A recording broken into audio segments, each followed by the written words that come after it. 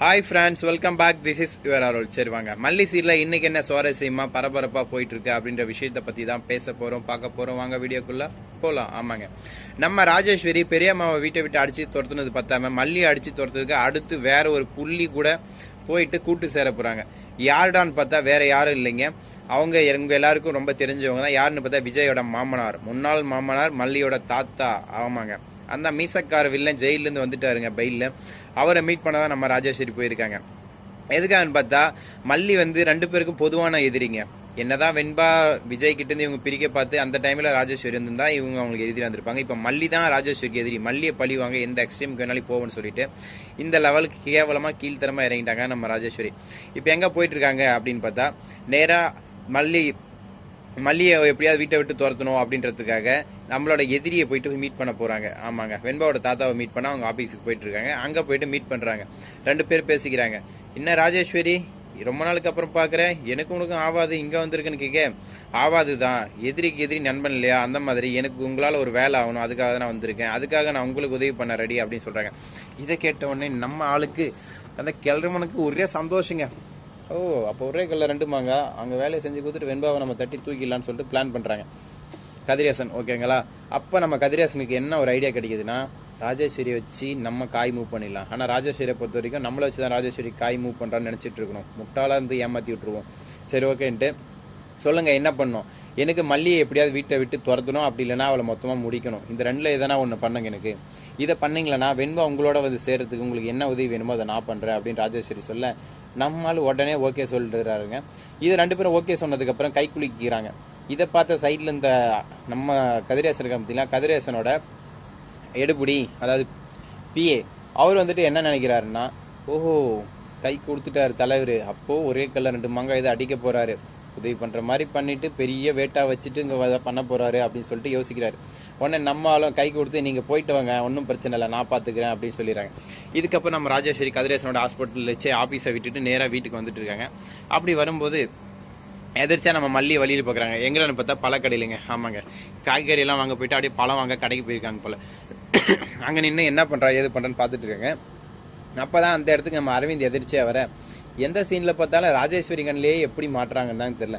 அரவிந்த் எதிர்த்த மல்லியை வந்து நிப்பாட்டு, என்ன மல்லி இவ்வளோன்னு சொல்ல, காய்கறி வாங்க வந்தேன் அப்படின்னு சொல்லி ரெண்டு பேரும் அப்படியே பேசிட்டு இருக்காங்க. பக்கமே ஜூஸ் கடை, சரி வாங்க ஜூஸ் சாப்பிடலாம், இல்லை வேணாங்கன்னு சொல்ல, பரவாயில்ல இருக்கட்டும் வாங்க அப்படின்னு வற்புறுத்தி நம்மளோட அரவிந்தன் கூட்டு போய் ஜூஸ் வாங்கி கொடுக்குறாங்க. அந்த ஜூஸை வாங்கி ரெண்டு பேரும் பொறுமையாக அமைதியாக குடிச்சிக்கிட்டே பேசி சிரிச்சிட்டு இருக்காங்க.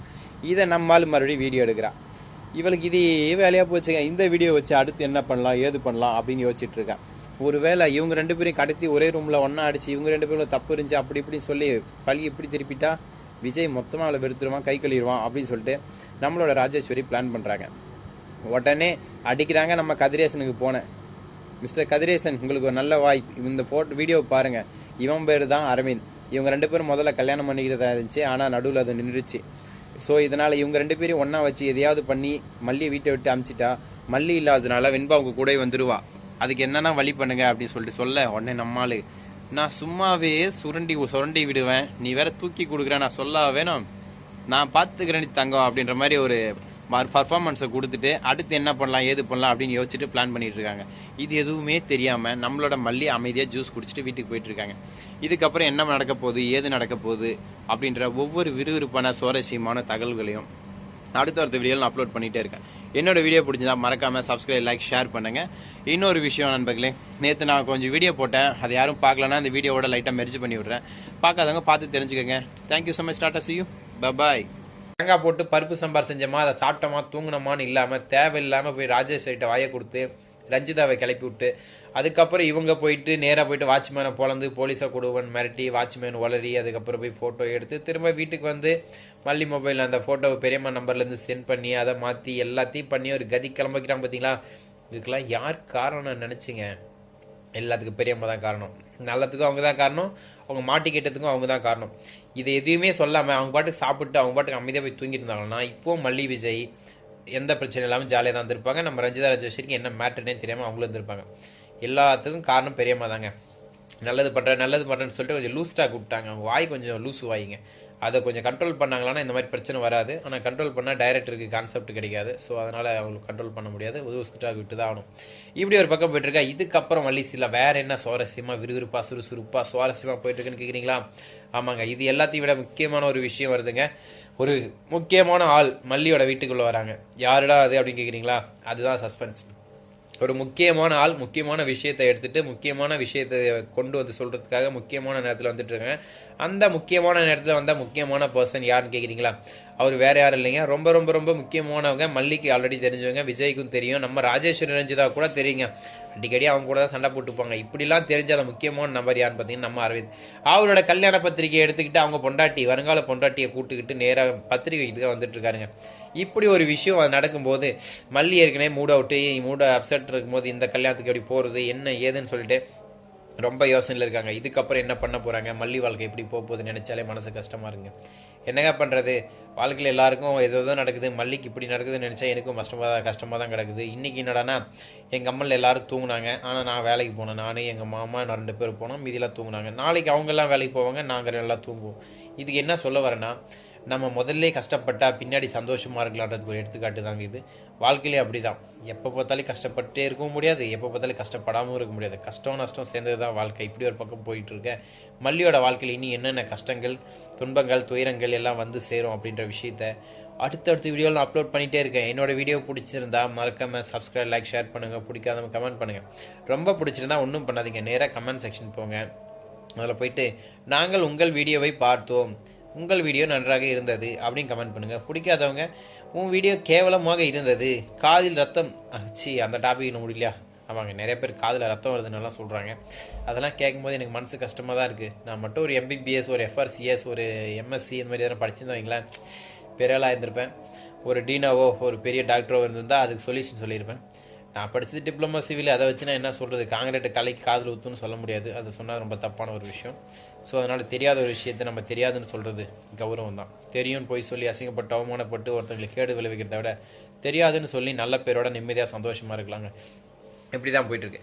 இதுக்கப்புறம் நம்ம மல்லி சீரில் வேறு என்ன விறுவிறுப்பான சுறுசுறுப்பான சுவாரஸ்யமான விஷயங்கள் எல்லாம் நடக்க போகுது அப்படின்ற விஷயத்த அடுத்தடுத்த வீடியோவில் நான் அப்லோட் பண்ணிகிட்டே இருக்கேன்.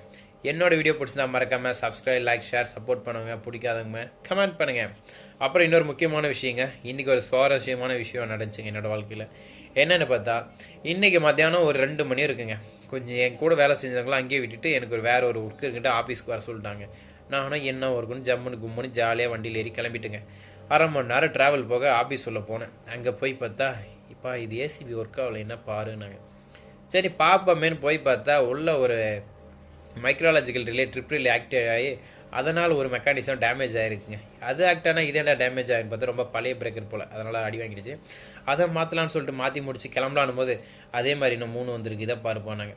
ஒன்று தொட்டா ஒன்றுன்னு மாற்றி மாற்றி மாற்றி இதை பார்த்து அதை பார்த்து அதை பார்த்து இதை பார்த்து எல்லாம் முடிச்சு போதுடா சாமி கிளம்பலான்னு பார்த்தா எல்லாத்தையும் முடிச்சிட்ட.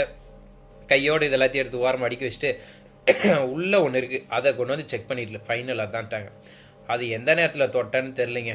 தொட்டேன் கெட்டன்ற மாதிரி செய்டான்னு திரும்ப செஞ்சுட்டே இருக்குங்க. கேபிள் டைக்கு ஒரு முறை மேலுக்கு வரேன், CRCக்கு ஒரு மேலே வரேன், WD-40க்கு ஒரு முறை வரேன், வந்து எடுத்துகிட்டு போய் அப்புறம் அதை சரி பண்ணி அதை முடித்து திரும்ப அதை கனெக்ஷன்லாம் போட்டு திரும்ப வைக்கிறதுக்குள்ள பெண்டு நிமிந்து போச்சு. இந்த டைமில் செம்ம பசியில் காண்டில் வந்தேன், என்னடா பண்ணுறதுன்னு சொல்லிட்டு வந்து பார்த்தா எங்கள் மாமா குழம்பு வச்சுருந்தார்.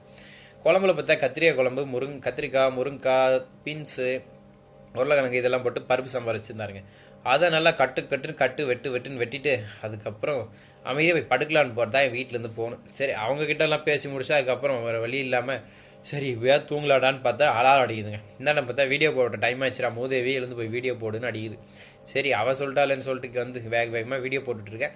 இதுக்கப்புறம் இந்த வீடியோ அப்லோட் பண்ணிட்டு போய் தூங்க போகிறேன் நண்பர்களே. என்னோட வீடியோ பிடிச்சா மறக்காம சப்ஸ்கிரைப் லைக் ஷேர் பண்ணுங்கள். Thank you so much. Tata C you Baba. இன்னொரு முக்கியமான விஷயம் அப்படின்னு கேட்குறீங்களா, இவ்வளோ நேரம் உங்களை போர் அடித்து வெறுப்பேற்றினதுக்கு என்னை மன்னிக்கவும். நன்றி, வணக்கம்.